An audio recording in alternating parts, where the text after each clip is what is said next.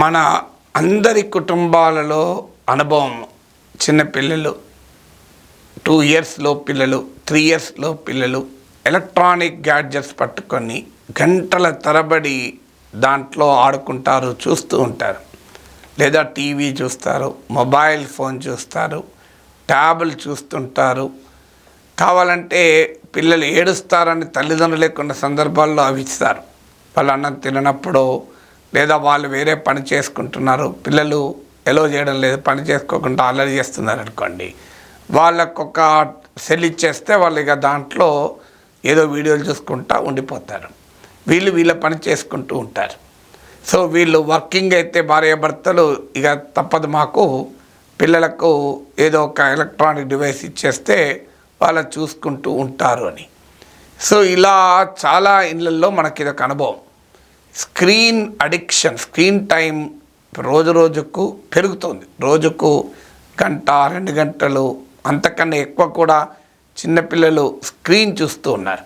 అది TV screen కావచ్చు, అది మొబైల్ స్క్రీన్ కావచ్చు, అది ఐప్యాడ్ కావచ్చు, ఇలా రకరకాల ట్యాబ్లు కావచ్చు.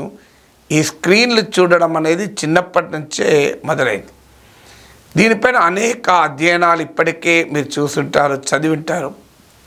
చాలా ప్రమాదకరమైన హెల్త్ ప్రాబ్లమ్స్కి ఇది కారణమవుతుంది. సో ఇండియా టుడేలో అనేక మంది పరిశోధకుల్ని, ఎక్స్పర్ట్స్ని ఇంటర్వ్యూ చేస్తూ వారు చాలా డీటెయిల్డ్గా ఎన్ని రకాల ఆరోగ్య రుగ్మతలకు, హెల్త్ డిజార్డర్స్కు మన బిడ్డలు బలైపోతారు అనేది తెలియజేశారు. ఇదొక సామాజిక బాధ్యతగా మీతో పంచుకుంటున్నాను. మీరు కూడా ఈ వీడియో చూస్తే మీ తెలిసిన వారందరికీ షేర్ చేయండి. ఎందుకంటే ఇట్ ఇస్ అవర్ రెస్పాన్సిబిలిటీ. మన భవిష్యత్ తరాల ఆరోగ్యాన్ని మనం కాపాడాలి. మన చిన్నారుల, మన బిడ్డల ఆరోగ్యాన్ని మనం కాపాడాలి. మనం ఎంతో ప్రేమగా పెంచుకుంటున్న మన చిట్టి తండ్రి, చిట్టి తల్లుల ఆరోగ్యాన్ని మనం కాపాడుకోవాలి. ఈ కన్సర్న్ ఉన్న ప్రతి ఒక్కరూ ఈ వీడియోను మీకు తెలిసిన ప్రతి ఒక్కరికి షేర్ చేయండి. This is based on research. కింద డిస్క్రిప్షన్లో ఇండియా టుడే ఆర్టికల్ కూడా ఇస్తున్నాను. వాళ్ళు అనేక హాస్పిటల్స్లో ఉన్న సైకియాట్రిస్టులు, రకరకాల స్పెషలిస్టులు, ఎక్స్పర్ట్స్ను, రీసెర్చ్ స్టడీస్ను కోట్ చేస్తూ ఈ రిపోర్ట్ ఇచ్చారు. సో ఇందులో ప్రధానమైన సమస్యలు ఏంటి? ఒకటి, స్క్రీన్ అడిక్షన్, అంటే స్క్రీన్ వ్యసనం ఆటోమేటిక్గా ఫిజికల్ యాక్టివిటీని తగ్గిస్తుంది. ఎందుకంటే ఒకే చోట కూర్చొని హవర్స్ టుగెదర్ ఆ ఫోన్ పట్టుకొని ఆడుతూ ఉంటారు, చూస్తూ ఉంటారు, టీవీని చూస్తూ ఉంటారు. ఎప్పుడైతే ఈ ఫిజికల్ యాక్టివిటీ తగ్గుతుందో ఆటోమేటిక్గా వారి ఫిజికల్ గ్రోత్ పైన ఎఫెక్ట్ అవుతుంది. సో ఒబేసిటీ కారణమవుతుంది, లావెక్కుతారు పిల్లలు, ఓవర్ వెయిట్లోకి వెళ్తారు. ఇది కామన్ ప్రాబ్లం. ఎందుకే పిల్లల్ని కూర్చోవద్దు, పిల్లలు ఆడుకోవాలి. Not SIT but play.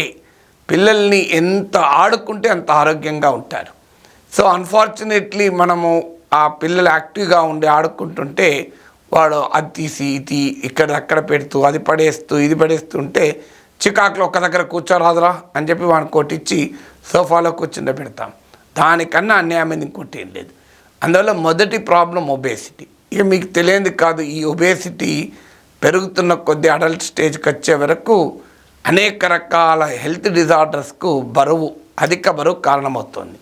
అంటే ఫిజికల్ యాక్టివిటీ లేకపోవడం వల్ల డయాబెటిక్స్ లాంటి సమస్యలు, మీకు కార్డియోవాస్కులర్ ప్రాబ్లమ్స్, ఇలాంటివి అనేకం, బ్యాక్ పెయిన్ బాగా రావడము, ఇలాంటి ఫిజికల్ యాక్టివిటీ లేకపోవడం వల్ల, శారీరక కదలికలు లేకపోవడం వల్ల ఏర్పడేటువంటి అనేక రుగ్మతలు, అనేక డిజార్డర్స్ పిల్లల్లో వస్తున్నాయి.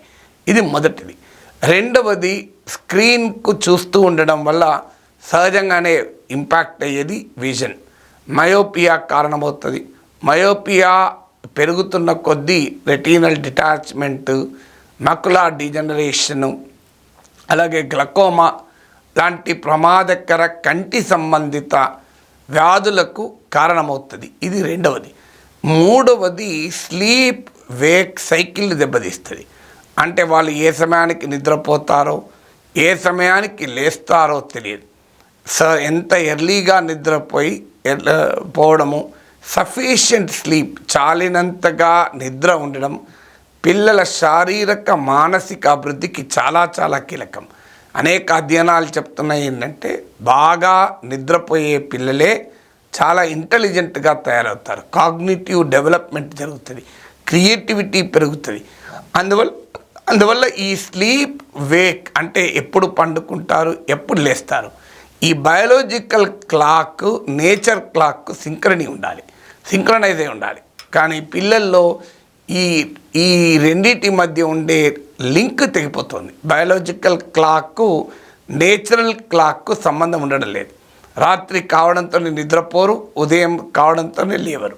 దీనివల్ల ఈ బయాలజికల్ క్లాక్ డిస్రప్ట్ కావడము, డీసింక్రనైజ్ కావడము వల్ల అనేక రకాల స్లీప్ డిజార్డర్స్, ఇన్సామ్నియా ఇలాంటి మానసిక అభివృద్ధి దెబ్బతినడం, కాగ్నిటివ్ డెవలప్మెంట్ దెబ్బతినడం లాంటి రకరకాల సమస్యలకు కారణమవుతున్నది. 4వది, ఈ స్క్రీన్ చూస్తూ ఉండడం వల్ల డోపమైన్ అనే ఫీల్ గుడ్ కెమికల్ ప్రొడక్షన్ పై ఇది ప్రభావం చూపుతుంది. దానివల్ల మరింతగా చూడాలి అనే ఆసక్తి పెరిగి స్క్రీన్ అడిక్షన్ పెరుగుతుంది. అంటే స్క్రీన్ చూస్తున్న కొద్దీ ఇంకా ఇంకా చూడాలి అనేటువంటి భావన ఆ స్క్రీన్ విడుదల చేసే లైట్ వల్ల కలుగుతుంది. ఇక 5వది, పిల్లల్లో ఉండేటువంటి న్యూరల్ డెవలప్మెంట్, అంటే బ్రెయిన్ పెరగడం. అడల్ట్స్ ఎక్కువసేపు స్క్రీన్ చూసినా ఏం కాదు, కానీ పిల్లలు ఎక్కువసేపు స్క్రీన్ చూసేవరకు ఏమవుతుంది అంటే వారి మెదడు ఇంకా డెవలప్ అయ్యే స్టేజ్లో ఉంటుంది. అందువల్ల న్యూరల్ డెవలప్మెంట్ అంటే పిల్లల మెదడు వికసించడము కూడా దెబ్బతినే ప్రమాదం ఉంది అనేది స్టడీస్, డాక్టర్లు చెప్తున్న అంశం. దీనివల్ల ఏమవుతుందంటే వారు ముఖ్యంగా 2 ఏళ్లలో పిల్లలు లాంగ్వేజ్, కమ్యూనికేషన్ స్కిల్స్ దెబ్బతింటాయి.